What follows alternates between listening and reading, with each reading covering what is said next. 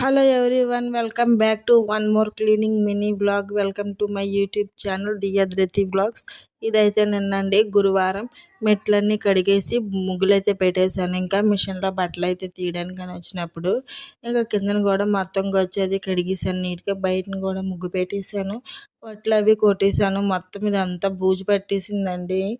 ఇంకైతే ఈ కర్ర నేను 100 రూపీస్కి వీధిలో వచ్చి వాళ్ళ దగ్గర అయితే తీసుకున్నాను.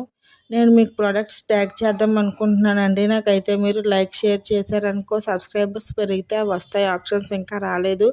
ఇంక ఇదైతే one more hospital mini blog అయితే చెప్తాను.